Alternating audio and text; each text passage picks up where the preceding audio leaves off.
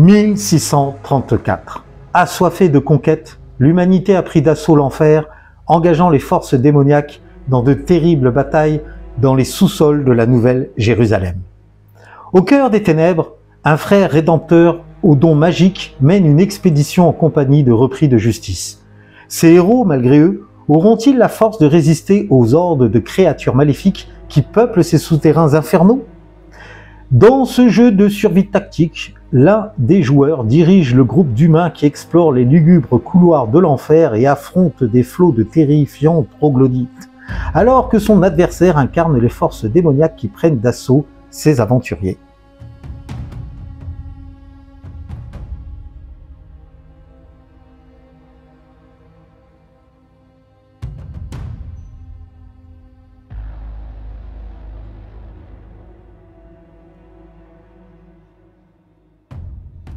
Eh bien, salut tout le monde, chers abonnés, chers amis, bienvenue à toi, noble étranger de passage, qui finira peut-être sur un malentendu par s'abonner à ma chaîne. Merci d'avance à toi.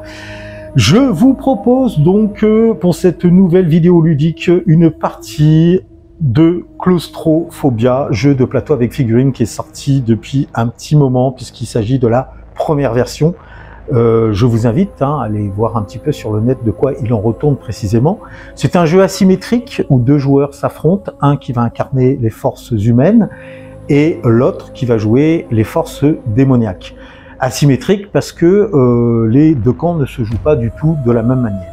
Un jeu qui a cartonné pour l'époque et qui a été réédité par Monolith il y a maintenant quelques années de cela et qui a connu une refonte pas totale, une belle refonte on va dire sur le plan esthétique et ajout de quelques règles et de pas mal de scénarios puisque Claustrophobia est un jeu qui a énormément bien fonctionné.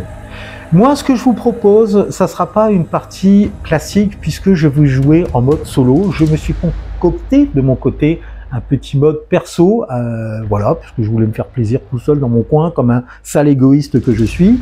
Mais rassurez-vous, et là je m'adresse aux puristes du jeu, ceux qui connaissent bien Claustrophobia, les purs, les durs, je ferai une partie certainement en compagnie de l'ami Flo, et là on jouera avec tout le matériel fourni par Claustrophobia, la boîte premier du nom, et pas la nouvelle version que je pense acquérir d'ici peu de temps. Cela, je vous balance une petite info. Donc vous inquiétez pas pour ça, il y aura une partie, on va dire, normale. Là, je vous propose vraiment une partie, on va dire, customisée, où seul, dans mon coin, en jouant les forces humaines, je me vais de ce pas tanner le cul des forces démoniaques dans les souterrains de la Nouvelle Jérusalem. Je vais donc jouer le premier scénario du livret de règles, scénario page 16, qui s'intitule « Les survivants ». Le nombre, la foi et le courage n'ont pas suffi à éviter le désastre. L'épuration des souterrains a tourné au bain de sang plutôt que prévu. Des meutes de troglodytes en grand nombre, soutenus par des démons, ont dispersé les mortels avant de se repaître de ceux qui restèrent isolés. La panique a fini par ruiner les derniers espoirs de l'expédition. Seule une poignée est parvenue à rester en vie, guidée par le frère rédempteur. Perdus au centre de ce dédale, ils doivent en trouver l'issue, quitte à se servir sur les dépouilles désarticulées de leurs compagnons. Mais déjà, leurs ennemis se rapprochent, gavés de chair, sans pour autant en être retenus. Voilà donc le scénario que nous allons jouer, les survivants. Et pour les forces en présence du joueur humain, celle que je vais incarner, je ne vais donc pas utiliser les figurines de la boîte de base, je vais me faire plaisir, je vais utiliser des proxys à la place, mais pas n'importe lesquels proxys. Il s'agit des figurines, du moins certaines figurines, de l'ancien jeu malheureusement disparu, du jeu Eldorado, dont Claustrophobia est dérivé, le jeu de figurines escarmouche, de type escarmouche, et je vais donc utiliser des personnages tout à fait différents de la boîte de base. Il y aura quand même un frère rédempteur, donc le premier que vous voyez apparaître sous vos yeux ébahis. Il s'agit donc du frère rédempteur Álvaro Echeverría, excusez-moi pour l'accent, vous pourrez me faire un procès par la suite plus tard si vous le souhaitez. Ben, rajoutez des commentaires pour m'insulter, ça fera augmenter le référencement de la vidéo, merci. le moyen détourné de gagner des points. Ensuite, donc alors oui, alors je m'emballe. Donc le frère rédempteur Alvaro Echeverria disposera du talent sanctifié. Il peut apporter son soutien une fois par scénario à un autre combattant. Le combattant choisi gagne durant sa phase d'action plus un déplacement ou au choix plus 2 en combat. Si la ligne d'action a été annulée, elle est immédiatement guérie. À cela, on va ajouter 2 dons, 2 cartes dons. Il y aura le don aura de courage et aura de préscience. Alors, que nous dit cette carte-là? Il faudra obtenir un 2 sur le D2-6, parce que je rappelle que ce jeu, avant de déterminer les actions des personnages, on lance un certain nombre de D2-6 en fonction du nombre de combattants qu'on a sur le plateau, et on va attribuer ces dés aux fiches des personnages, et ces dés vont déclencher des lignes d'action. Là, si j'obtiens le 2 en l'occurrence, je vais déclencher le fameux aura de courage. Qu'est-ce qu'elle nous dit cette carte? Au début de son activation, le frère rédempteur prend pour cible un autre combattant humain. Ce dernier gagne plus 1 en déplacement, plus 1 en combat et plus 1 en défense jusqu'au début de la phase d'initiative suivante. Marquez le combattant choisi à l'aide du jeton courage. Le deuxième avantage, c'est l'aura de préscience. L'aura de préscience, là par contre, il faudra obtenir un 5 sur le D2-6. Au début de son activation, le frère rédempteur peut déclencher ce don. La prochaine tuile mise en jeu durant ce tour est choisie secrètement parmi les 3 prochaines de la pioche. De plus, c'est vous qui choisirez l'orientation de cette tuile. Parce que normalement, quand vous jouez de manière asymétrique contre un joueur démon, c'est lui qui choisit l'orientation, donc le joueur démon, qui choisit l'orientation de la tuile. Là, ce sera pas le cas. On l'orientera, nous, en fonction je l'orienterai en fonction de mes envies. Et les 2 autres tuiles sont replacées sur la pioche dans l'ordre de votre choix. Voilà. Qu'est-ce qu'on aura d'autre? On aura également une carte équipement, le fameux tromblon. Tromblon qui va apparaître devant vos yeux ébahis. Le tromblon, vous voyez, ça me permet de gagner plus 1 en combat, et je peux soit l'attribuer au frère rédempteur, soit à un spadassin condamné. Là, je vais l'attribuer au frère rédempteur d'office. Ce combattant peut attaquer un adversaire situé dans une tuile adjacente ou à celle où il se trouve. Cet objet n'a aucun effet si le combattant qui l'utilise est épuisé. Bon, donc là, par contre, je peux l'utiliser comme bon me semble quand j'active mon combattant. Donc là, ça sera le frère rédempteur. On va vraiment le blinder, le garçon. Ensuite, on va avoir 2 spadassins, mais qui vont être représentés pour le coup par sœur Héloïse. J'ai même rajouté purificatrice. Sœur purificatrice Héloïse. Elle a 2 talents insaisissables. Cette combattante peut se déplacer sans tenir compte du nombre de combattants ennemis. Et elle a hospitalière, cette combattante peut choisir un combattant allié sur sa tuile et le soigner d'une ligne d'action. Alors je ne sais pas si je referai des parties en mode solo et je les mettrai en ligne, je ne sais pas si je conserverai ce talent, cet avantage de la manière dont elle est écrite, puisque ça me paraît un petit peu fort, alors peut-être comme sanctifié une fois par partie, à voir. Je vais peut-être partir dans cette orientation. Donc voilà, ensuite le deuxième personnage qui fera office de spadassin, ça sera le spadassin du roi, Luis de Alcázar. Bon là c'est un nom vraiment choisi par moi-même. Donc lui également dispose d'insaisissable. Et par contre lui il a une autre compétence que n'a pas sœur Héloïse, c'est le pistolet. Donc c'est la même chose que le tromblon, sauf que lui ne gagne aucun bonus aux dégâts, au combat, lorsqu'il utilise cette arme. Et enfin, nous aurons un chevalier de l'ordre de la Nouvelle-Jérusalem. Et lui, donc, il va disposer de la compétence armure. Ce combattant peut contraindre son adversaire à relancer son jet d'attaque. Et imposant, ce combattant peut empêcher un ou plusieurs adversaires à quitter la tuile où il se trouve. Imposant et insaisissable s'annulent mutuellement. Donc voilà pour la présentation de ma fine équipe. Et je vais également ajouter à tout cela une carte avantage qui a été piochée au hasard. Et il s'agit de la carte instinct de survie. Donc j'ai anticipé. À jouer durant la phase d'initiative, un combattant de votre choix gagne plus 1 bonus en déplacement, plus 1 en combat et plus 1 en défense jusqu'à la phase d'initiative suivante et placer le jeton approprié sur son pupitre.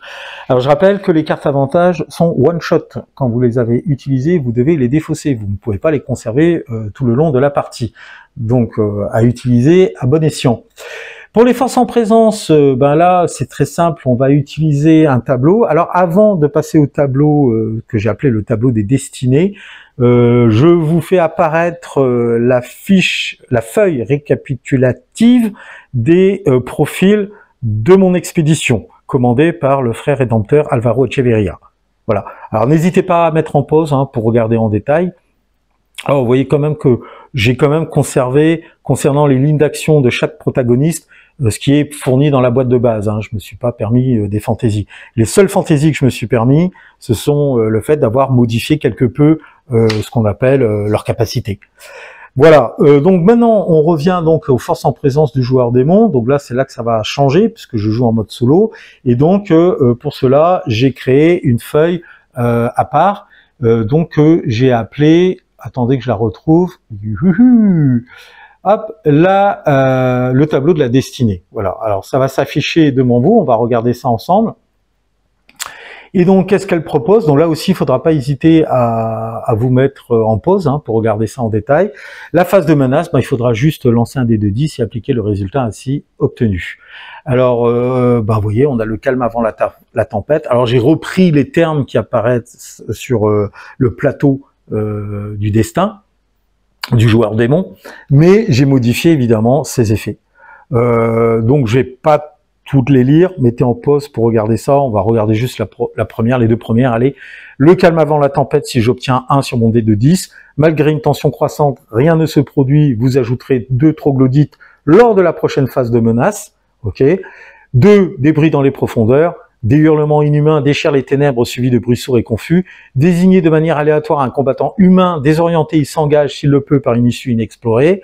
Et on ajoute un dé de 6 de troglodytes qui entre en jeu si possible à ce moment-là. Si possible, puisque je rappelle que pour que les troglodytes ou les démons puissent pénétrer sur une tuile, il faut qu'ils arrivent par une issue non explorée et que la tuile en question soit vide de tout combattant humain.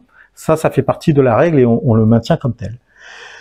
Mise en place du scénario, donc on va retirer du paquet les tuiles de sortie et la salle du pentacle. Les autres tuiles sont mélangées et forment une pioche. La salle du pentacle est placée au milieu de la table. Tous les combattants humains sont placés dessus. Point de départ. Ensuite, pour les conditions de victoire, le joueur humain gagne la partie s'il parvient à placer 2 de ses combattants sur la tuile de sortie.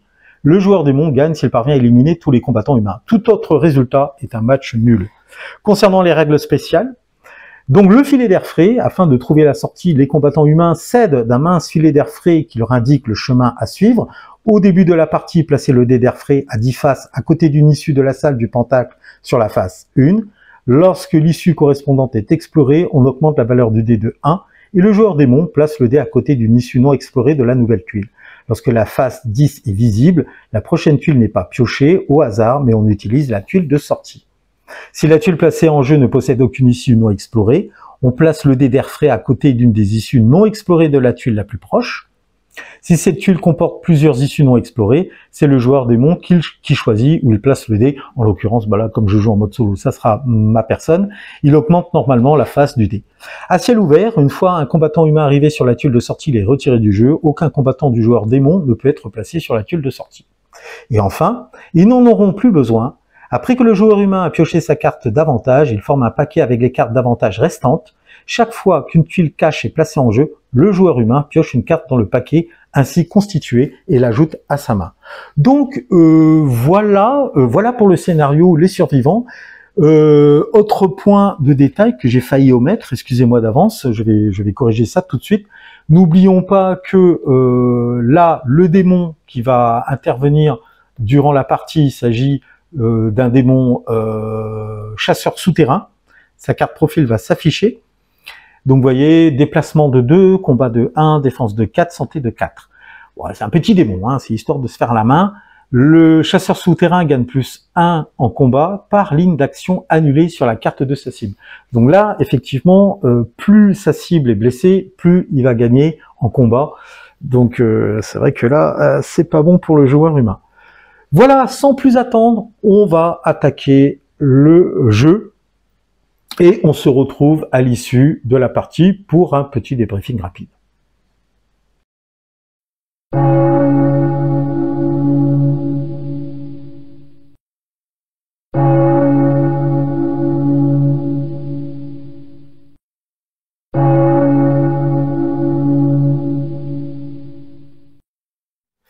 Eh bien les amis, chers abonnés, c'est parti pour cette aventure dans les tréfonds des enfers sous la Nouvelle Jérusalem. Donc le dé de filet d'air m'indique visiblement que la direction à suivre est par là.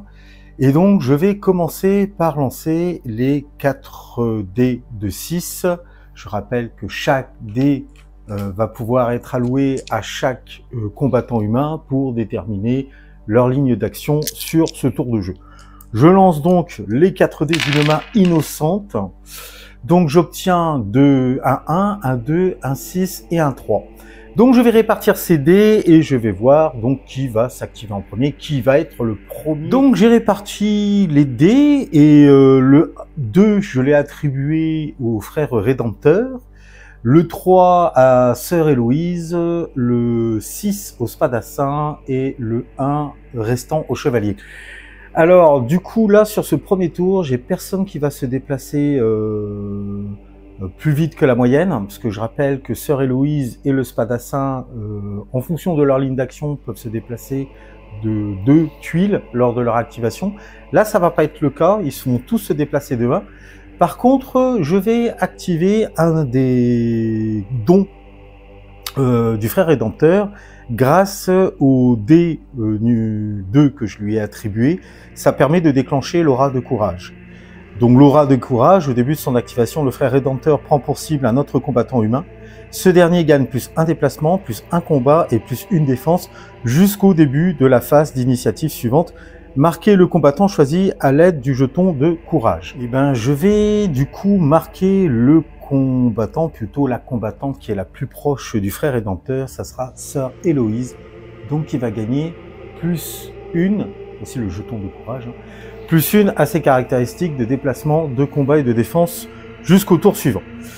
Du coup, là, c'est le frère rédempteur que je suis obligé d'activer en premier. Et c'est lui qui va montrer la voie, parce qu'il ne faut pas déconner non plus. C'est lui qui est à la tête de l'expédition, il faut aussi qu'il montre un peu l'exemple.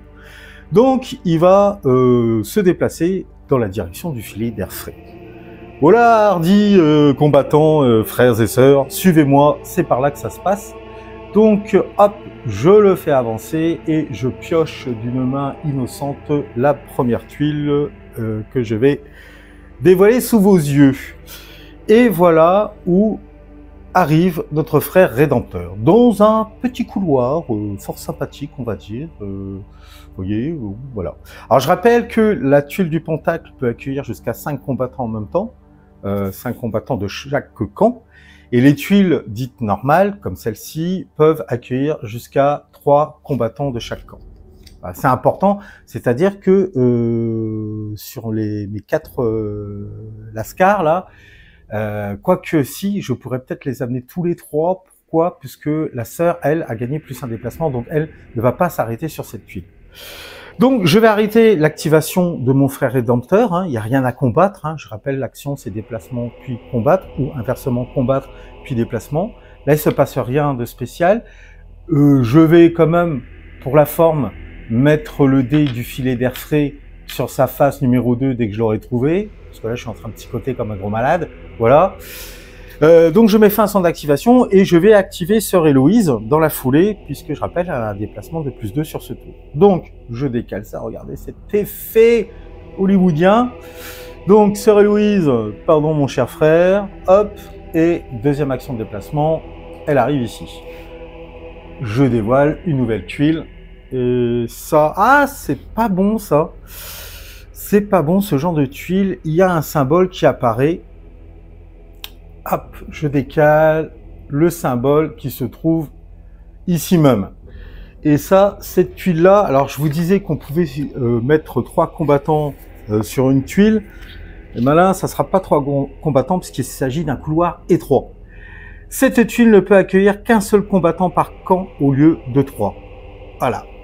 Donc, sœur Héloïse s'est engagée dans un couloir étroit et elle se retrouve bien seule, bien isolée. C'est un peu serré, mon frère, lui dit-elle. Ce qui met fin à son activation. Nous allons revenir, hop, sur donc les deux autres qui se trouvent ici. Ça serait peut-être intéressant, il ne faut pas que j'oublie, hop, de lui mettre le jeton. Je rappelle le fameux jeton courage, de l'aura de courage, parce qu'il était attribué à sœur Héloïse. Donc il me reste le chevalier et le spadassin. Le spadassin du roi, je vais l'envoyer sur une autre tuile. Parce que c'est pas parce que le filet d'air frais me dit que... En fait, le filet d'air frais m'indique potentiellement le chemin à suivre. Mais c'est pas dit qu'il va me conduire au bon endroit. D'ailleurs, le filet d'air frais, maintenant, il va passer à 3. Donc là... Soit je continue dans la même direction, ou soit je peux me dire bon bah on va un peu gagner de temps parce qu'attention, je peux aussi tomber sur des cul-de-sac. Et donc ça va m'obliger à rebrousser chemin. Et si je dois rebrousser chemin, bah, ça va être un peu compliqué, je vais perdre du temps. Mais d'un autre côté, je peux pas non plus trop disperser mes forces. Voilà, parce que bah, je rappelle, hein, les forces démoniaques, quand elles vont s'activer, ben, leur but du jeu, c'est de me submerger par le nombre aussi. Hein. Je vais donc avancer... Non, je vais la jouer soft sur ce premier tour. Je vais la jouer soft, c'est-à-dire que je vais faire avancer le spadassin au niveau du frère rédempteur. Il fait son déplacement, il s'arrête là, terminé pour lui. Et normalement, je dois passer du coup à l'activation de mon chevalier de l'ordre. Alors lui, j'ai pas envie de le déplacer. Parce que si je le fais rejoindre, je pourrais très bien le positionner ici, parce que j'ai droit sur cette tuile de mettre jusqu'à 3 de mes combattants. Mais ce faisant, je risque potentiellement de libérer la voie donc au troglodyte, voire pire, à un démon. Puisque je rappelle que tant qu'un combattant humain est sur une tuile, il la contrôle. Et il empêche donc l'arrivée des forces démoniaques par des issues non explorées. Et là, sur la salle du Pentacle, on voit quand même qu'il y a 3 issues non explorées. Donc, le chevalier, là, il va rester en réserve, et en espérant que les dés, lors de la phase de menace démoniaque, vont être en ma faveur. Donc, on arrête là pour ce premier tour de jeu. On passe, du moins pour les combattants humains, excusez-moi, on passe du coup à la phase de menace. Et pour cela, je vais donc lancer le dé de 10 et me référer au tableau de la destinée. J'obtiens un 10. C'est un piège. Ah, donc le piège, qu'est-ce qu'il dit? Le combattant humain le plus avancé ou le plus isolé tombe dans un piège. Ce dernier subit une blessure et un dé de 6 troglodytes entre en jeu. Alors... c'est sœur Héloïse qui va donc subir le piège, elle va donc encaisser une touche, donc une blessure, et je vais devoir annuler une des 6 lignes d'action. Alors j'ai l'embarras du choix, hein, j'ai 6 lignes d'action, du moins pour l'instant j'ai l'embarras du choix, donc je vais me séparer de la ligne numéro 6. Alors la ligne numéro 6 me donner un déplacement de 1, un combat à 1 et une défense de 5. Je vais donc parier sur l'avenir, hein, en quelque sorte. Donc je vais annuler cette ligne d'action, la ligne numéro 6. Concernant les troglodytes, comme je contrôle tous les accès, eh ben, je n'ai pas à lancer de dés puisque aucun troglodyte ne peut rentrer pour l'instant en jeu sur le plateau.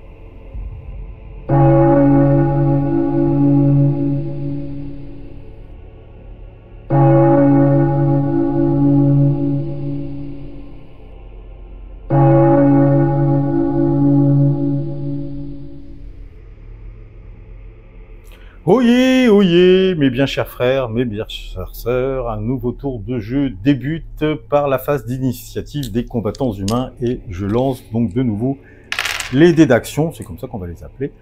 J'obtiens un 6, un 4, un 3 et un 5. Donc à moi de voir comment je vais répartir tous ces dés sur leur fiche.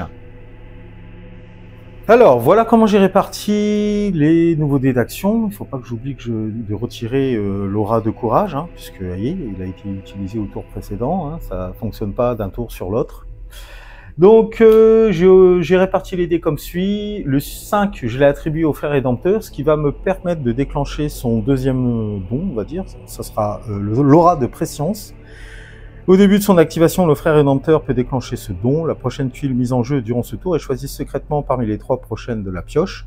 De plus, c'est vous qui choisirez l'orientation de cette tuile. Les 2 autres sont replacés sur la pioche dans l'ordre de votre choix. On ne va pas se priver pour utiliser les dons dès qu'on le peut, puisque je rappelle que dès qu'on est blessé, on est obligé d'annuler des lignes d'action.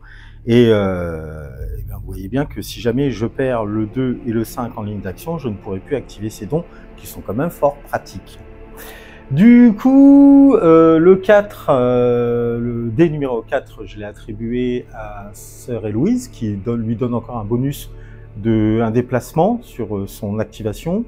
Le 3, je l'ai attribué au Spadassin, et le 4 au Chevalier. Voilà. Donc c'est le frère rédempteur qui de nouveau va s'activer en premier. Il déclenche son aura de préscience, et là, je vais pouvoir piocher 3 tuiles. La première, c'est intéressant, il se passe plein de choses là, de manière imprévue. Il s'agit de cette tuile-là, avec un petit symbole, et c'est pas une bonne tuile pour ma gueule, c'est la tuile mécanisme démoniaque. Alors, que dit cette tuile? Mécanisme démoniaque. Durant la prochaine phase de menace, le joueur démon va pouvoir lancer un dé de destin supplémentaire. Cet effet ne se déclenche que la première fois qu'un combattant humain pénètre sur cette tuile. Donc c'est un effet, double effet qui se coule, on va dire, et c'est pas à mon avantage. Ensuite, elles sont vraiment pas terribles ces 3 tuiles. Je vais devoir choisir la moins pire, si vous me permettez l'expression. Ceci. Ça non plus, c'est pas bon. C'est un couloir carnassier. Je vous la lis. Donc, concernant le couloir carnassier, chaque fois qu'un combattant qui se trouve sur cette tuile subit une touche en combat, il en double les effets, tandis que les tentacules boivent son sang à grosses boulées. Charmant. Ainsi, chaque touche obtenue sur cette tuile permet soit de tuer 2 troglodytes, soit de placer 2 jetons de blessure sur la carte de référence d'un démon. Bon, là, c'est tout bénef pour moi. En revanche, soit d'obliger le joueur humain à placer des pions dans 2 cases de dégâts de la carte de référence du combattant pris pour cible. Super. Donc, double blessure. Les effets de cette tuile ne sont pas pris en compte lors de la résolution des effets d'une grenade. Ça me plaît pas du tout, vous l'aurez compris. Et la dernière tuile, c'est encore une tuile couloir. On va bien se sentir à l'étroit durant ce scénario. Moi, ça m'inquiète un peu quand même, parce que si je tombe sur un cul-de-sac, là, à l'issue, j'aurais pas l'air con. Bon, alors, du coup, de toute façon, quoi qu'il en soit, je vais choisir cette tuile-là, parmi les 3 que j'ai piochées, grâce à mon aura de préscience. Et je vais la mettre ici. Alors l'avantage, c'est que je n'ai pas encore déplacé Sœur Héloïse dans cette direction. Et c'est vrai que couloir étroit, se déplacer, on perd du temps. Il y en aurait eu qu'une, mais là c'est quand même 2 coup sur coup. Du coup, le dé de filet d'air, on est d'accord, il était à 3, il va donc passer sur sa face, numéro 4. Voilà. Je pense que je vais pas trop insister dans cette direction. Je vais en profiter parce que Sœur Héloïse aussi a un bonus de déplacement pour plutôt... ouais, mais j'ai pas le choix en fait. Parce que le filet d'air frais, c'est la direction qu'il m'indique. Ouais, parce qu'en fait, je suis obligé de suivre ce filet d'air frais. Ah, c'est ça qui est contraignant. Ouais, j'ai cette contrainte. Je suis pas libre de mes mouvements en fait. Parce que je rappelle que quand j'arriverai sur la phase 10, je vais dévoiler la tuile de sortie.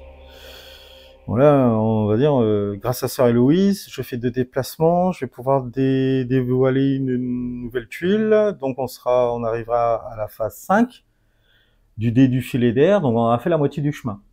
Bon, on avance plutôt vite. Donc derrière, il faut que ça enchaîne. Alors, je vais devoir libérer la salle du Pentacle. Ça, je vais pas avoir le choix. Donc il y aura certainement des troglodytes qui vont arriver en jeu à ce prochain tour. Peut-être au tour suivant, tout dépendra ce que Sœur Héloïse va découvrir. Bon, très bien. Bon, de toute façon, là, j'ai pas d'autre solution que de continuer l'activation du frère rédempteur, puisqu'il a activé son aura de préscience, d'accord? Alors, les 2 tuiles, je vais les replacer dans la pioche, dans l'ordre de mon choix. Bah, vous savez quoi? Je vais les mettre en bout de piste, hein. Loin, loin, tout au fond, sous toutes les autres tuiles, pour éviter de me les ressortir dans la face. On va éviter les mauvaises surprises. Donc, on termine l'activation du fer rédempteur. Il rejoint Sœur Héloïse, voilà, dans le fameux couloir étroit. Et je vais passer à l'activation de Sœur Héloïse dans la foulée. Alors, c'est parti, Sœur Héloïse s'active. Donc, je rappelle qu'elle bénéficie donc de déplacements pour son activation. Alors, est-ce que je pensais à sa blessure? Mais bon, pour l'instant, ça urge pas. Parce que je rappelle que le frère rédempteur a quand même le don sanctifié, le talent ou la capacité. Et donc, il peut apporter son soutien une fois par scénario à un autre combattant. Donc, c'est-à-dire que le combattant choisi gagne durant sa phase d'action plus un déplacement ou plus de combat. Si la ligne d'action a été annulée, elle est immédiatement guérie. Ah oui, mais il faudrait que j'obtienne le 6 en fait et que je le place sur sa fiche avant de pouvoir le faire. Bon, il ne faudra pas que je garde ça dans un coin de ma tête. Donc, hein, on était à 4 ici, je le rappelle. Donc, elle se déplace une première fois dans le couloir étroit. Et deuxième action de déplacement, ça la conduit ici. Je pioche une tuile au hasard. Et j'obtiens une petite ligne droite. Bon, l'avantage là, c'est que cette tuile-là, c'est une tuile que l'on peut considérer normale. Et qui fait que, je recule, hein, hop. Et qui fait que je pourrais de nouveau placer 3 combattants ici. Donc, elle arrive ici, elle termine son déplacement là, faut pas l'oublier. Très bien, alors du coup, il va falloir que je ramette un peu mon spadassin et mon chevalier. Alors, le truc, c'est que ils vont pas avancer très vite. C'est le chevalier qui va fermer la voie, on va dire. Hein. Donc, le spadassin, il est bloqué en fait. Il est bloqué pour l'instant. Pourquoi? Parce que le frère rédempteur qui est ici, alors je le rapproche un peu les figurines pour que vous les voyez, c'est un couloir étroit et on peut mettre qu'un seul combattant. Donc lui, il est obligé que le frère rédempteur s'avance là. Donc pour l'instant, lui, il est bloqué en déplacement. Je vais pas le faire revenir en arrière sur la salle du Pentacle. Alors je pourrais tactiquement me dire, bah si, je le fais revenir en arrière, le chevalier s'avance et au prochain tour, si j'ai le bondé, il va gagner 2 déplacements. Ben non, parce qu'en fait, c'est toujours pareil, ça va me ralentir. Donc l'union fait la force. Je vais laisser le frère rédempteur, le spadassin, pardon, là où il est. Je ne vais pas l'activer parce que je n'ai pas d'obligation hein, de le déplacer si je le souhaite. Mais je vais considérer que je l'ai activé. Et par contre, le chevalier, là, quand il s'active, eh ben, il peut faire qu'un seul déplacement. Et ben, il rejoint le spadassin. Voilà. Et je libère la sacle du Pentacle, vous l'aurez compris. Nous allons donc passer à la phase de menace démoniaque. Je lance le dé de 10 et j'obtiens un 8. Durant cette phase de menace, les troglodytes et les démons peuvent apparaître sur autant de tuiles vides de tout combattant humain. Ah! C'est-à-dire que là, ici, potentiellement, dans ce couloir, je pourrais aussi placer un troglodyte. C'est ça, hein. Donc c'est monstre fouisseur. Donc je lance un dé de 6 troglodytes et sur un résultat de 6, c'est un démon. Ok, c'est un programme. Je lance le dé. J'obtiens un 3. Donc j'ai 3 troglodytes. Ben, je vais en mettre 2 là et 1 ici pour aller faire chier mon monde. C'est parti. Donc voici les fameux troglodytes. Hein. Je rappelle, hein, ils sont moches. Ils sont moches. Ils sont laids, mon Dieu, que tu es laid. Donc j'en mets 2 là et 2 ici. Et hop, le dernier. Il a peut-être creusé une petite galerie, hein, où il est tombé du plafond, là. Hein. Il a profité que Sœur Héloïse soit passée. Il s'est faufilé comme un fourbe. Et il va peut-être s'en prendre au frère rédempteur ou non, attaquer la Sœur Héloïse, hein, on va voir. Hein. Bon, eux, c'est clair que bon, ils font face hein, au chevalier et au spadassin. Donc voilà. Donc normalement, je devrais passer à la phase d'action. Ben, phase d'action, effectivement, ils vont se déplacer et combattre. Donc, je pourrais très bien, hein, en tant que joueur humain, me dire bah non, je vais patienter, peut-être l'inciter à venir me voir et tout, mais là, on va jouer l'IA pur et dur, bien con, c'est-à-dire que bah non, le but, hein, c'est d'attaquer les combattants humains. Donc 1, 2, 3, il attaque le frère rédempteur, 4, 5, 6, il se dirige plutôt en direction de sœur Héloïse. Donc on lance le dé de 6, 1, ben, il va sur le frère rédempteur, d'accord. Et ben eux, c'est pas compliqué, ils attaquent les deux combattants humains qui sont, parce qu'ils peuvent, je rappelle, 3 combattants de chaque camp ici et un combattant de chaque camp ici. Donc on va commencer par l'attaque sur le frère rédempteur. Donc le frère rédempteur sur ce tour, il bénéficie quand même d'une défense de 5, donc je pense qu'il est serein. Il faudrait que le troglodyte fasse un 5 ou un 6 sur son dé pour le toucher, mais sur un malentendu, il fait un 4, ça ne sera pas suffisant pour toucher le frère rédempteur. Et ces deux-là, ils décident donc d'attaquer nos deux combattants humains. Alors, là, par contre, on va attaquer celui qui a la défense la moins élevée sur ce coup. Le spadassin, lui, il a une défense de 4. Et le chevalier, il a une défense de 6. Bon, ben, on va s'en prendre au spadassin. Défense de 4. Les deux troglodytes lancent leurs 2 dés d'attaque. C'est parti. 3 et 2, ben, ils s'en sortent très très bien, aucune attaque ne les touche. Ok. Fin de l'activation des forces démoniaques. Et nous allons donc passer au tour de jeu suivant.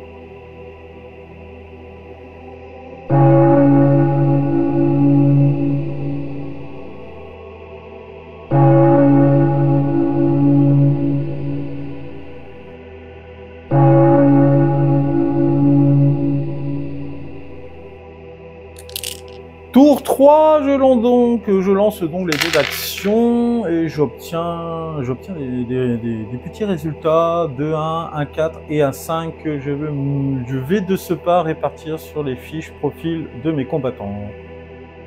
J'ai donc réparti mes dés d'action comme suit. Le 1, je l'ai mis au frère rédempteur, ce qui va lui donner un combat de 4, ce qui devrait être largement suffisant pour me débarrasser du troglodyte qui est là.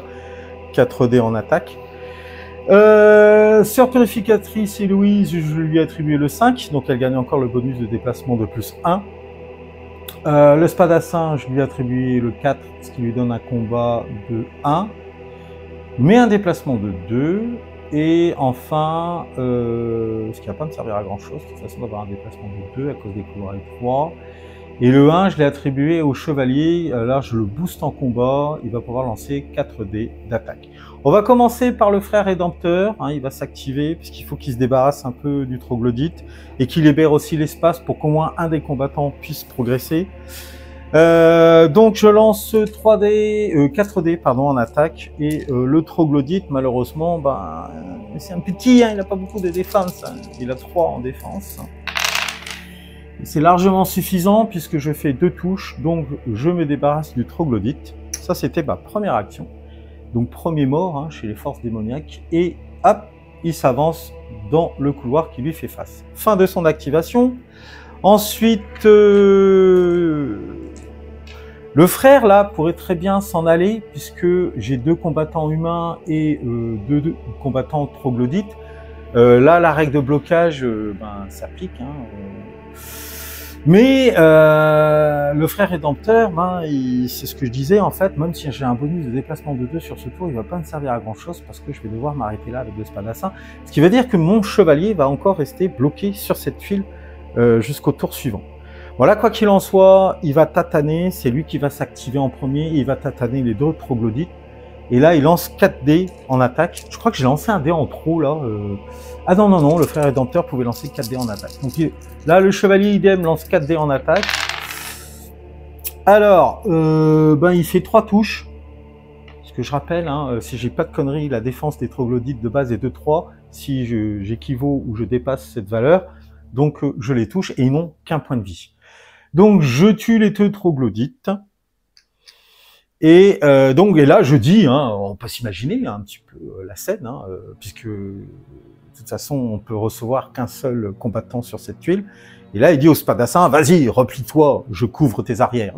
Merci, t'es mon ami. Hop, et lui, il arrive. Fin de leurs activations respectives. Donc, fin du tour des combattants humains, et on va passer à la phase de démon. Je lance le dé de 10. Ah non, oh là, que dis-je, malheureux, je n'ai pas encore fini l'activation de tous mes combattants humains. Il ne faut pas que j'oublie Sœur Héloïse. Bah oui, parce que Sœur Héloïse, elle trace vent du cul dans la plaine, dans les couloirs des catacombes de la Nouvelle Jérusalem. Donc, elle va se déplacer. Et elle va suivre le filet d'air frais.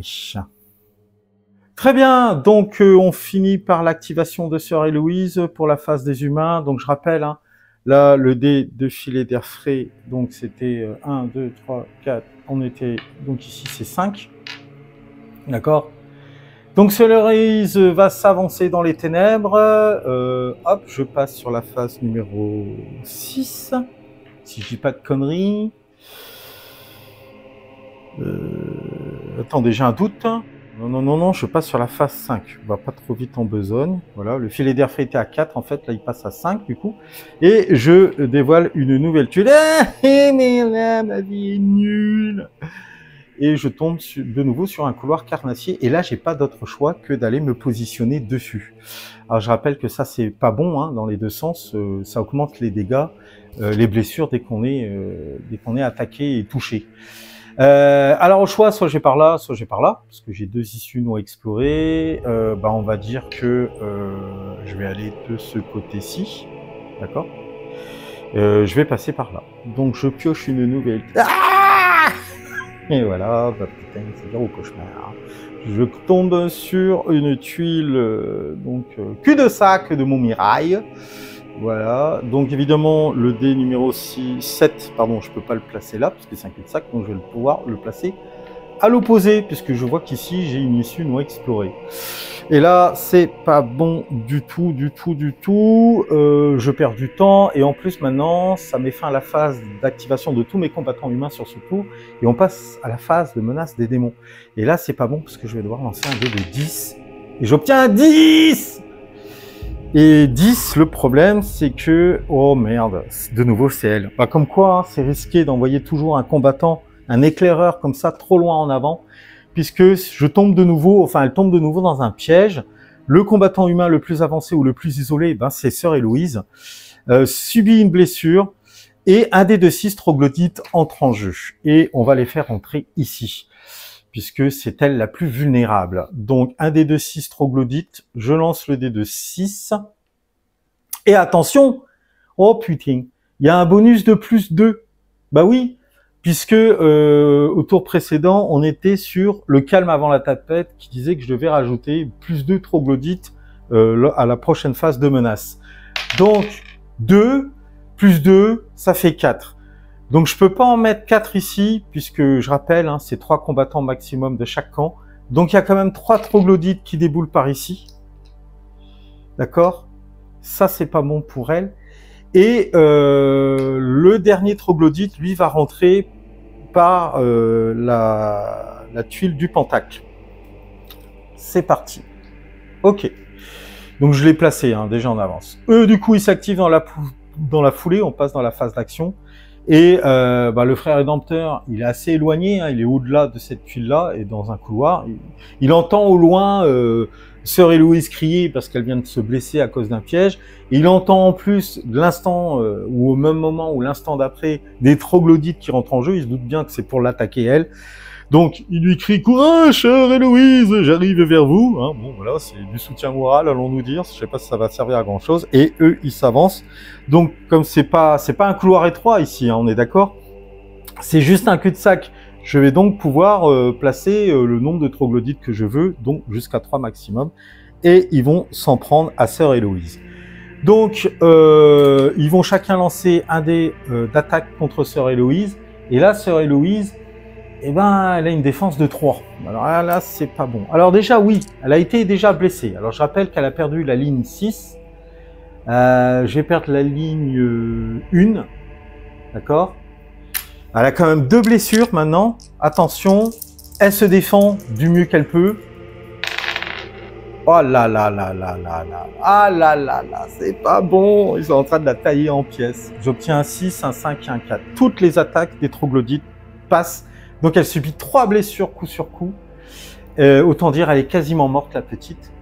Je perds la ligne 2, 3 et 4. En fait, il lui reste plus qu'une ligne de vie. Mon Dieu, Sœur Héloïse, elle va se faire tailler en pièces, elle va se faire bouffer tout cru. Ça, donc, ceci clôture la phase de menace. Ah non, il nous reste le troglodyte en haut et qui va aller attaquer le chevalier. Bah, pourquoi pas, après tout, hein, vu que là, c'est un bon tour pour les forces démoniaques, après tout. Cerise est tombée dans un piège et dans un cul-de-sac. Elle est submergée, là, c'est quel cas, et en plus, elle est quasiment morte. Ouais, on va passer donc à...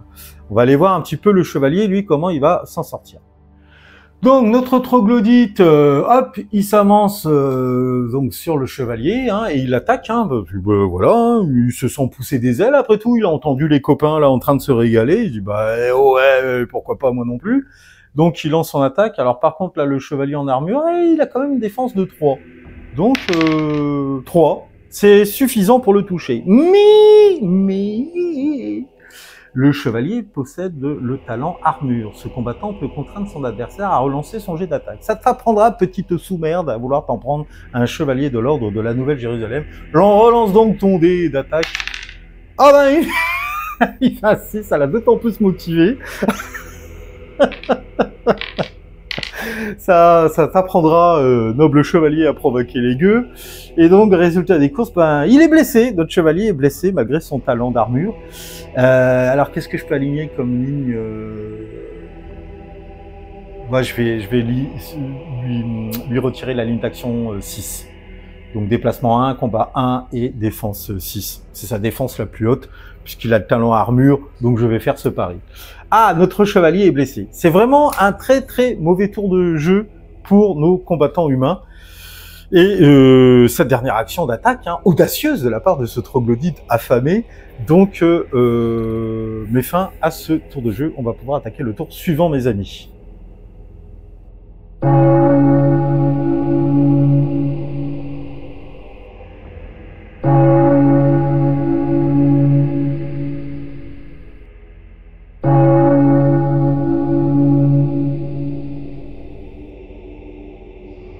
C'est parti donc pour ce nouvel tour. Il va falloir accélérer le mouvement parce que c'est vrai que là quand même ça piétine pas mal à cause de ces couloirs d'étranglement là, ces couloirs étroits. Sœur Héloïse est en très mauvaise posture. Je n'insisterai pas assez là-dessus. Je lance les dés d'action, sachant que Sœur Héloïse, il va pas lui rester grand-chose. À moins que j'utilise effectivement, sanctifié du frère rédempteur. Je vais pas avoir d'autre choix. Mais il faudrait que je tombe sur la bonne ligne parce qu'il reste la ligne 5. Ah putain, j'ai pas de 5.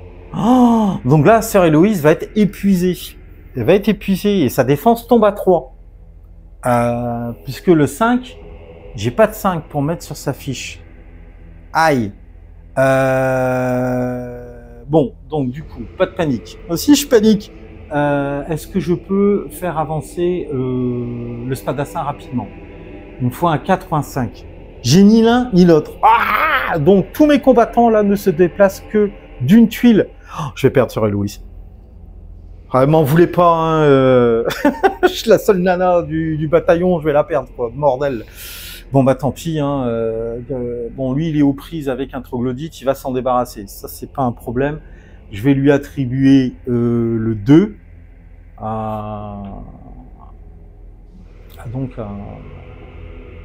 Mais non, je dis n'importe quoi, mais si, je peux la réanimer. Il faut que je sélectionne une ligne d'action, elle a été blessée. Et il faudrait qu'elle puisse tataner. Donc le 1, bah oui, le 1, Ronan. Je vais donner le 1 à Sœur Héloïse, comme ça je pourrai la soigner, et elle aura 3 en combat. Et une défense de 3. Le 2 aurait été pas mal, parce que ça lui donnait une défense de 4, ça l'a boosté un peu. Putain, j'ai pas de carte avantage. Mais si, j'ai une carte avantage. À jouer durant la phase d'initiative, mais j'ai lancé mes dés. Ah, j'ai oublié ma carte instinct de survie. Un combattant de votre choix gagne plus un déplacement, plus un combat et plus une défense jusqu'à la phase d'initiative suivante. Placez le jeton approprié sur son supplice. Alors, si vous me permettez, parce que là, franchement, j'ai quand même lancé les dés. J'aurais dû jouer cette carte avant, mais comme je l'ai zappé, je me suis juste rappelé que je l'avais. On va revenir un peu en arrière. Bon, je triche. Ouais, je triche. Ouais, après tout, je fais ce que je veux. Donc, je vais claquer la carte instinct de survie. Donc, que je dois jouer durant la phase d'initiative. Donc, avant de lancer mes dés d'action. Hein. Bon, là, malheureusement, j'ai déjà lancé mes dés d'action. Donc, à jouer durant la phase d'initiative. Un combattant de votre choix gagne plus un déplacement, plus un combat, plus une défense jusqu'à la phase d'initiative suivante. Je vais donc attribuer cette carte à Sœur Héloïse. D'accord ? Mais je ne vais pas arrêter là. Le D1, je vais l'attribuer donc à Sœur Héloïse. Vous allez comprendre pourquoi. Ensuite, enfin ceux qui connaissent le jeu vont savoir où je veux en venir. Ensuite, peu importe. Hein. Bon, par contre, il ne faudrait pas que mon chevalier se loupe sur son attaque. Donc, je vais aussi lui attribuer un 1. Et les deux derniers dés, donc celui-là, je vais l'attribuer au spadassin. Et le dernier, hop, au frère rédempteur. Alors le frère rédempteur s'active. C'est lui qui va s'activer en premier. De ce fait, comme il a entendu Sœur Héloïse crier dans les ténèbres et qu'il sait qu'elle est très très mal partie, elle est en train d'appeler à l'aide. Les bruits sont horribles, j'insiste bien pour que voilà, vous vous imprégniez de la scène. Il va déclencher son aura sanctifiée. Il peut apporter son soutien une fois par scénario à un autre combattant. Le combattant choisi gagne durant sa phase d'action plus un déplacement ou plus 2 en combat. Si la ligne d'action a été annulée, elle est immédiatement guérie.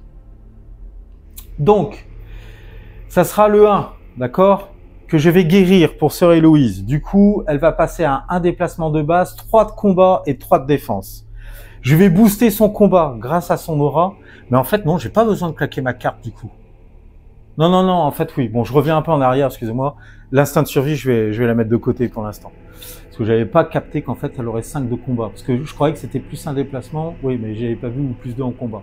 Donc, elle va gagner plus 2 en combat. Ce qui va lui permettre vraiment d'avoir toutes ses chances pour... Ben non, mais j'ai pas le choix. Mais j'ai vraiment n'importe quoi. Il faut... Non, c'est bon.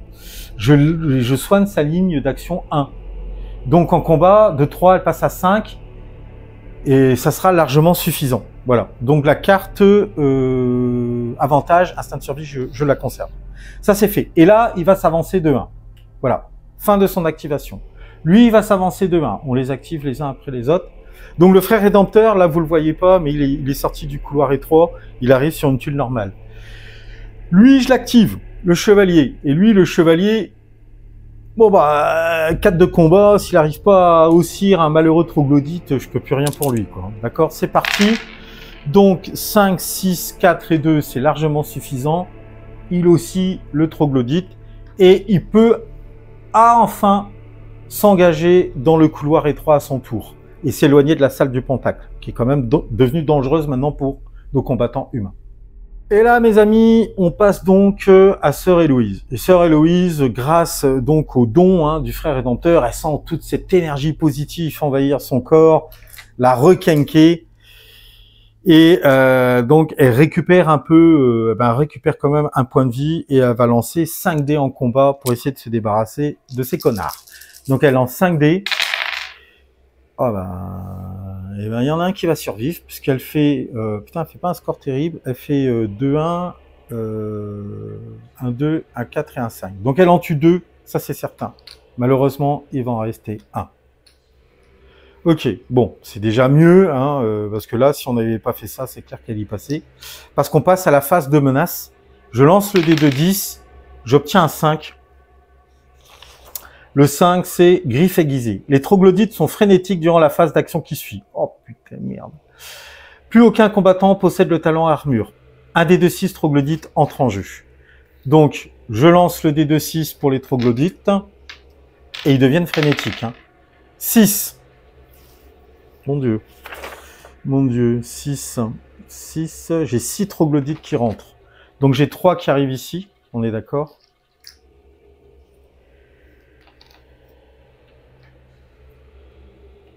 Et 3 qui vont rentrer par la salle du pentacle. Alors, frénétique, c'est pas bon du tout. C'est pas bon, fallait pas que ça tombe maintenant. Qu'est-ce que ça veut dire ce talent-là? Frénétique. Un combattant qui possède ce talent peut relancer une fois chaque des deux combats qui n'obtient pas de touche, dont le résultat n'est pas supérieur ou égal à la défense de sa cible. Eux, ils se précipitent, ils ont faim, ils sont affamés, c'est la maison qui régale, sur Sœur Héloïse.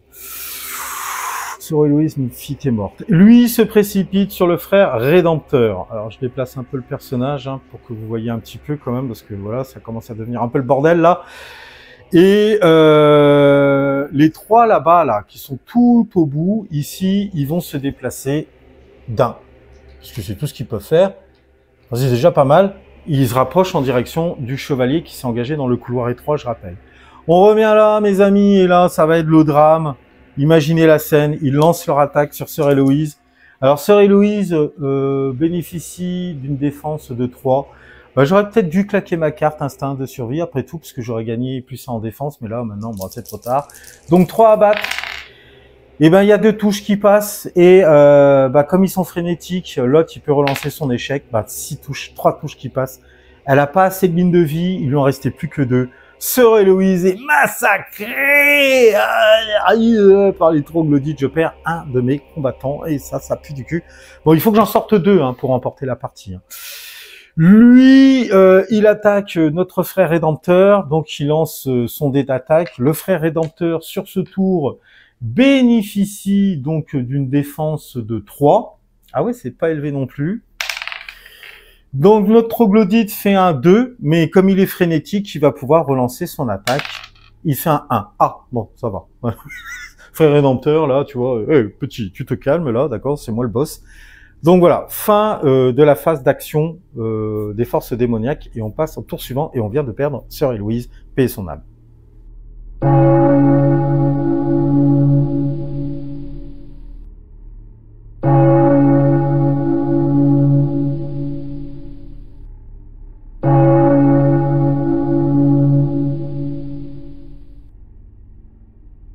Alors, pour le nouveau tour de jeu qui commence, je lance plus que 3 dés d'action et j'obtiens 4, 5 et 6.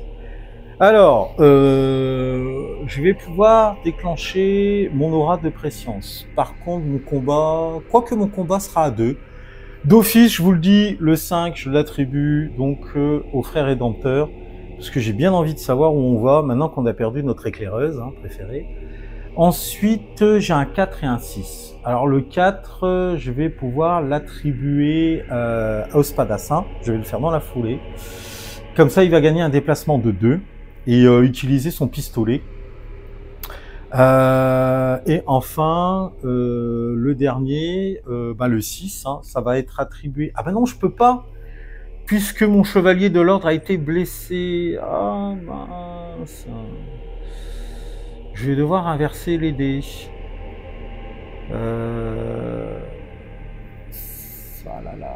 Tant pis pour l'aura de préscience. Tant pis pour l'aura de préscience. Je vais plutôt mettre le 4 au frère Rédempteur. Ah non, j'ai pas le choix. Le 6, je peux pas non plus mettre au frère Rédempteur. Il a été blessé. Tant pis. Bon, je vais mettre le 6. Tant pis, il se déplacera moins vite. De toute façon, là, voilà. Je vais plutôt déclencher mon aura de préscience. Le premier donc à s'activer, c'est le frère Rédempteur, et il déclenche grâce au D5 son talent aura de préscience. Je pioche les 3 prochaines tuiles. Et qu'est-ce que je trouve? Ah, je sais d'office celle que je vais pouvoir placer. Parce que là, j'ai un coude classique. Donc, bon, rien de méchant. Là, j'ai une ligne droite, on va dire, un couloir normal. Et enfin, la dernière, celle est intéressante, c'est une tuile cache. Et la tuile cache va me permettre d'aller piocher une carte avantage. Et je pense que je vais en avoir besoin. Donc, ces 2 tuiles-là, je les remets dans le sens que je veux. Et ben, vous savez quoi? Et ben, je vais les replacer sur les 2 premières de la pioche. Comme ça, je sais que, voilà, j'ai un coude et un couloir. Et je suis bientôt à la sortie. Ça, c'est fait. Donc du coup, je sais donc que c'est cette tuile que je vais pouvoir mettre. Hop. On fait un petit changement de point de vue quand même, et donc le dé de filet d'air passe à 8, d'accord? 8, 8, 8 ici, que je vais mettre au bout de cette tuile là. Donc, ici. Voilà. Il va se débarrasser du troglodyte quand même qui lui fait face parce qu'il ne faut pas déconner. Donc il va lancer 2 têtes de combat. La défense est de 3. Il fait un 6 et un 1. Une chance sur 2 me direz-vous. Et il élimine le troglodyte. Ça c'est bien. Alors est-ce qu'il s'avance? C'est risqué. Parce que là le couloir est quand même très dangereux. Je vais plutôt regrouper mes forces. Parce qu'eux ils vont se déplacer là. Et après sachant que lui il a le pistolet. Je pourrais peut-être en éliminer 2 au lieu d'1. Je vais plutôt faire ça. Donc, frère rédempteur, il sait que c'est trop tard pour sœur Héloïse. Il n'entend plus de bruit dans les couloirs. Il sait qu'elle est morte, elle est décédée, paix à son âme. Donc, il marque le pas. J'active derrière mon spadassin. Il va s'avancer ici, il rejoint le frère rédempteur. Et là, il lui dit, pour sœur Héloïse, c'est trop tard. Ah, mon Dieu, sa mère, sa sœur, son frère. Ça c'est fait, et derrière, plus loin, il faut pas que j'oublie mon chevalier qui pour l'instant n'est pas aux prises avec les troglodytes, mais s'il reste là à traîner, c'est clair qu'il va finir par les avoir. Il s'avance d'un et il rejoint le couloir étroit. Donc il est juste derrière le frère rédempteur et le spadassin. On passe à la phase de menace. J'obtiens un 3. Le 3, qu'est-ce qu'il nous dit, mes amis? Vitesse surnaturelle. Oh, c'est pas possible. Les troglodytes gagnent +1 déplacement durant la phase d'action qui suit. Un des 6 troglodytes entre en jeu. Donc un des 6 troglodytes rentre en jeu. Ça fait 2 troglodytes. Et ils vont arriver par ici. Donc j'en mets 2 de plus. Ils arrivent sur la tuile cache. Maintenant ils vont s'activer. Et donc ils ont gagné +1 déplacement. Donc ils se déplacent de 2. 1, 2, 1, 2, 1, 2. Je rappelle 3 combattants de chaque camp, hein, et 1 et 2. Ils arrivent là. Ils me bloquent le passage. Hein. Ils savent qu'on se rapproche de la sortie, les empaffés. Et ils attaquent. Heureusement qu'ils ne sont pas frénétiques. Alors, c'est qui est la meilleure défense dans cette histoire? Là, le frère, là, il est en forme. Hein, il a 5 de défense. Et le spadassin, ouais, ils ont 5 de défense tous les deux. Bon, on va voir comment on répartit. Bon, toi qu'il en soit, ils lancent leur dé d'attaque, là, les salopards. Donc 3 dés en attaque, qu'ils ne peuvent pas relancer. Hein. Ah oh là, ils sont tellement impressionnés, hein, parce qu'il y a eu un, ils sont terrifiés en fait. Ils voient toute la puissance, la majesté qui ressort de nos combattants humains et ils sont mon Dieu, ils ont peur. Et par contre là-bas, alors moi ce qui va sauver le chevalier effectivement, c'est le fait que je suis dans un couloir étroit, parce que eux là-bas ils ont effectivement ceux qui sont plus hauts là, ils ont gagné +1 déplacement. Donc, il n'y en a qu'un à chaque fois qui va pouvoir rentrer. Voilà, d'accord? Donc, en avant le petit train, hein, d'accord? Hop, lui il se rapproche, hein, il attend, il est impatient, il attend que les copains aient fini de s'avancer ou de se faire tuer. Et lui, il passe à l'action, hein, il attaque notre chevalier et il lance son dé de 6. Et il fait un 2. Bon, là, sur le coup, nos troglodytes sont pas très vaillants, on va dire, hein, pour leur combat. Fin de ce tour et on va pouvoir passer au tour suivant.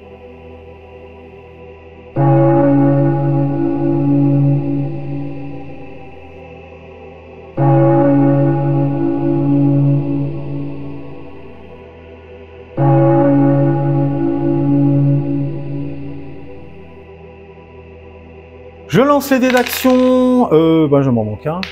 J'obtiens 6, 4 et 2, donc qu'est-ce que je vais pouvoir faire avec ces résultats-là? Alors, j'ai réparti les dés comme suit. Ouais.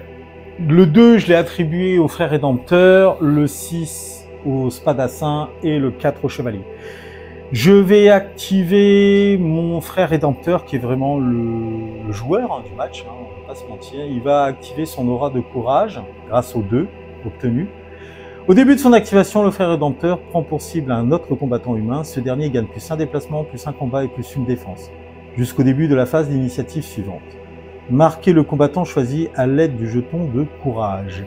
Alors, est-ce que je le donne au spadassin ou au chevalier? Parce que le chevalier, là, il pourrait faire un déplacement de 2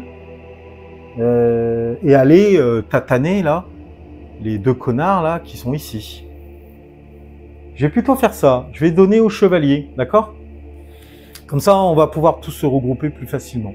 Bon, maintenant, c'est pas gagné, parce qu'il faut que je me débarrasse quand même des 3 troglodytes qui sont ici présents. Donc, le frère rédempteur s'active en premier, et donc, il bénéficie d'un combat de 3 pour ce tour. Je lance 3 dés en attaque, sachant qu'ils ont une défense de 3. Ah ben, je fais un full, hein, 2, 5 et 1, 6. Il est vraiment en forme, le frère rédempteur. J'élimine donc les 3 troglodytes présents sur ma tuile. Ça, c'est une bonne nouvelle, ça c'est fait. Et est-ce que je m'avance? Ouais, j'ai même pas peur. Ouais, je vais m'avancer. Bah attends, j'ai ouvert la voie. J'arrive là. C'est ça, ouais, tac. Ouais. Bonjour, monsieur. J'active dans la foulée le spadassin qui va utiliser son pistolet. Ça va être l'occasion d'utiliser la compétence pistolet. Alors je rappelle, dans ce jeu, enfin, il n'y a pas de concept de tir ami. Hein, donc ce combattant peut attaquer un adversaire situé sur une tuile adjacente. Et si je touche, ça sera bonus. Pourquoi? Parce que si on regarde là, bah, ce sont des tentacules et on rappelle que on subit une blessure supplémentaire dès qu'on est touché.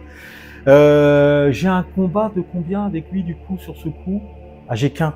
Voilà, mon gars, il va pas falloir se rater. Ah, il me suffit d'une touche. 3. Oh putain, juste pile poil parce qu'il faut être égal ou supérieur à la défense de l'adversaire. Je touche un des troglodytes, je fais 2 dégâts, bah, ils ont un point de vie, je double donc les dégâts et j'élimine le deuxième. Ça, c'est un très bon seuil de rentabilité. Déplacement, j'arrive ici.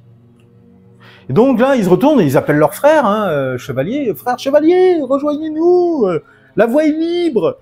Et donc frère chevalier, ben effectivement aux prises avec un troglodyte, hein, bah lui là, il est au mieux de sa forme, hein, parce qu'il va lancer 3 dés en attaque pour se débarrasser de l'avorton qui essaye de le tenir, et surtout de le niaquer.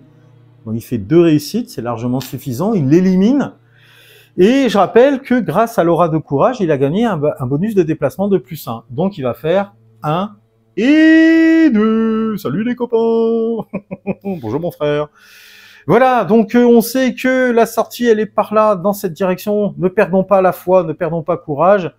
Les 2 derniers troglodytes sont assez loin, on a mis de la distance. Mais attention, nous rentrons dans la phase de menace démoniaque. Et je fais un 6. Ah, 6. Destinée funeste. Un démon entre en jeu, désigné de manière aléatoire un combattant humain. Il devient possédé et attaque immédiatement un combattant humain présent sur sa tuile. Ah putain. Donc le démon qui rentre en jeu, ben l'Ivoili, le voilou, hein, bon, les amis, mais quel rebondissement, c'est digne d'une production HBO, tout ça. Il arrive ici, il est pas content. Et un des 3 lascars devient possédé. 1, 2, 3, 4, 5, 6. Vas-y, lance le dé de 6, mon ami. 5. Oh, bah, c'est le frère, voilà, il pète un plomb. Oh, mon Dieu, les forces démoniaques s'emparent de mon esprit et de mon corps. Et il frappe un de nos 2 amis. Il va frapper le chevalier en armure, parce qu'il a l'armure, le talon à armure. J'ai combien en défense, là, sur ce tour? Ah, j'ai une défense de 5. Ouah, même pas peur. Allez-y, mon frère. La foi guide votre attaque. Ouais, pas trop quand même. Donc, le frère rédempteur, lui, en combat, il lance 3 dés. Donc, c'est parti. 3 dés. 3 dés, sachant qu'il a le talon armure. Hein. Donc, hop. Oh, ça craint. 4, 2 et 3. Oh, moi, il n'est pas très motivé, hein, le frère. Hein. Il a mis des petites gifles sur l'armure. Tant mieux, je vais pas me plaindre, parce que là, franchement, c'était la très mauvaise surprise. Et lui, là, bah, il s'active et il rentre. Et sachant que donc c'est un chasseur souterrain pour ce scénario. Donc, il bénéficie d'un déplacement de 2, il a une santé de 4, un combat de 1 et une défense de 4. Bon, c'est un petit joueur quand même, hein. Le chasseur souterrain gagne +1 combat par ligne d'action annulée sur la carte de sa cible. Ah, donc il a tout intérêt à s'en prendre à celui qui est déjà blessé. Et il s'avère que le chevalier ou le frère rédempteur sont déjà blessés. Donc il a tout intérêt à attaquer un des 2 parce qu'il gagne un bonus de combat de +1, donc il passe à 2 dés en attaque. Ceci clôture ce tour magistral, allons-nous dire. On n'est plus très loin de la sortie, on est à 2 tuiles de la sortie, allons. Et là, on a un démon qui vient de nous tomber sur le coin de la gueule. Tant mieux, j'ai envie de dire, ça donne du peps, hein, voilà. Il y a du challenge. Ah, et il faut pas que j'oublie, avant de clôturer ce tour, on a nos petits copains là, hein, qui arrivent qu'un quart pour rejoindre papa qui est ici. Voilà, là je peux clôturer ce tour. À tout de suite, chers amis, chers abonnés, pour le prochain tour qui s'annonce. Mais non, parce qu'en fait notre démon va passer à l'attaque. Bah oui, il n'a pas attaqué sur ce tour, il s'est juste contenté, voilà, de. Donc il y a eu la possession du frère, il s'est avancé et maintenant il passe à l'attaque. Et donc il va attaquer, le combattant, il gagne un bonus de +1 par ligne d'action annulée sur la carte de sa cible. Donc il va attaquer le frère rédempteur. Donc le frère rédempteur, sur ce coup, il a une défense de 4, ce qui est pas négligeable. Donc il s'en prend à lui. Donc notre chasseur souterrain lance un dé en attaque. C'est parti. Il fait un 2, donc il échoue son attaque. C'est vraiment pas terrible. Il aurait pu faire un effort quand même. Et donc, il touche pas le frère rédempteur. Voilà, bon, c'est qu'un petit chasseur souterrain, je le rappelle. Et hop, attention, eux, ils finissent par arriver, enfin du moins, un des troglodytes commence à montrer le bout de son nez. Ils rejoignent papa, parce qu'ils savent que papa est là, donc ils se sentent motivés. Du coup, ceci met fin à ce tour et on passe au tour suivant.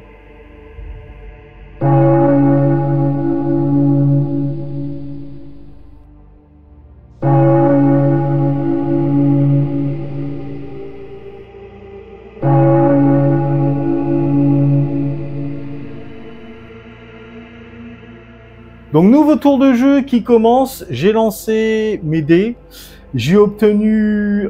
alors avant de lancer mes dés, pardon, je vais utiliser la carte instinct de survie que j'avais pas joué jusqu'à maintenant, à jouer durant la phase d'initiative, donc maintenant, donc avant de lancer les dés. Un combattant de votre choix gagne +1 déplacement, +1 combat, +1 défense jusqu'à la phase d'initiative suivante. Je vais l'appliquer au chevalier de l'ordre de la Nouvelle-Jérusalem. J'ai obtenu un 2, un 6 et un 2 au dé. Le 2, je l'attribue au frère rédempteur et vous allez comprendre pourquoi. Le 6 au spadassin et le 2 au chevalier de l'ordre de la Nouvelle-Jérusalem. J'active en premier le frère rédempteur et je fais claquer son aura de courage. Aura de courage, au début de son activation, le frère rédempteur prend pour cible un autre combattant humain. Ce dernier gagne +1 déplacement, +1 combat et +1 défense. Ah non, pardon, merde, je dis n'importe quoi. L'instinct de survie, je l'attribue au frère rédempteur. Et l'aura de courage que je déclenche grâce au dé, je l'attribue au chevalier de l'ordre de la Nouvelle-Jérusalem. C'est eux qui vont s'activer en premier à tour de rôle pour frapper le démon. Donc, le frère rédempteur joue en premier. Il bénéficie d'un combat, du coup, de 4, plus son bonus, il passe à 5. 5 dés en attaque. Contre la défense de 4 du démon souterrain. J'obtiens 6, 5, 3, 4. Bon, c'est bon, je le tue du premier coup. Puisque si on regarde bien, 5, 6, 4 et 6, ça équivaut et dépasse la valeur des défenses du chasseur souterrain. Je le tue du premier coup. Fallait pas faire chier le frère rédempteur. Et j'ai gagné, grâce à la carte instinct de survie, +1 déplacement. Donc j'ai 2 déplacements. Je fais 1, j'arrive sur la tuile cache qui me permet de piocher une carte talent. J'obtiens un fuyer. Ajouté durant une phase d'initiative après avoir lancé les dés d'action. À jouer durant une phase d'initiative après avoir lancé les dés d'action. Tous vos combattants gagnent +1 déplacement jusqu'à la phase d'initiative suivante. Donc ça sera au tour suivant. Et l'autre déplacement, c'est cool, puisqu'en fait, on va bouger la caméra. Le filet qui était à 8, il va passer à 9, on est d'accord. J'avance mon frère rédempteur qui ouvre la voie. Par ici, les copains. Je pioche la tuile coude. Je savais, soit c'était une ligne droite, c'était la tuile coudée, puisque tout à l'heure, quand j'ai fait l'aura de préscience, j'ai pu les remettre dans l'ordre de mon choix. Donc le frère rédempteur, là on était à 9, on passe, du coup, on est passé à 9, et là on va passer à 10. Donc la sortie est juste là. Je sais que c'est la tuile sortie. Et là, le frère rédempteur, courage mes frères, nous sommes proches de la sortie, rejoignez-moi. Donc ce qui va se passer, puisque mon chevalier Il a de l'ordre, je lui avais donné l'aura de courage, donc il a gagné plus un déplacement, plus un combat, plus une défense. C'était au cas où le frère rédempteur n'aurait pas réussi à blesser, mais il a quand même été allé plus loin que mes expériences, puisqu'il a tué le chasseur souterrain. Donc 1, 2, puisqu'il est libre de tous ses mouvements, il est presque à la sortie. Et enfin, hop, le Spadassin qui se déplace de 1, parce que lui, il bénéficie que de plus 1 déplacement. Derrière, on passe à la phase de menace. J'obtiens un 10. Ah, bon, alors, lui, il tombe dans un piège, puisque c'est lui qui est le plus isolé par rapport aux deux autres qui sont ensemble. Et je fais rentrer un des 6 de troglodyte. Alors, je peux lancer le dé, mais à ce stade-là, 5, ils vont arriver sur la salle du Pentacle. Je vais pouvoir mettre 5 troglodytes en jeu, mais très très loin, puisque je rappelle que la salle du Pentacle, on va pas revenir dessus. Elle est vraiment à Babelwell, là, d'accord? Et lui, il est blessé. Donc, je vais annuler sa ligne 6. Voilà, on va dire, c'est tout, ça mange pas de pain. J'annule cette ligne d'action. Et enfin, on va pouvoir passer au dernier tour de jeu.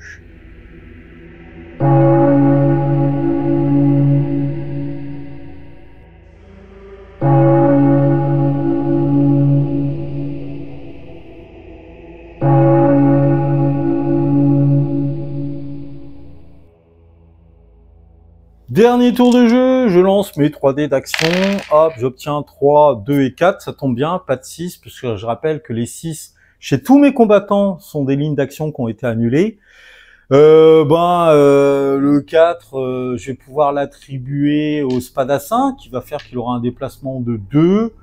Le 3, on s'en fout, le 2, on s'en fout, voilà, enfin bon bref, je les attribue comme je veux.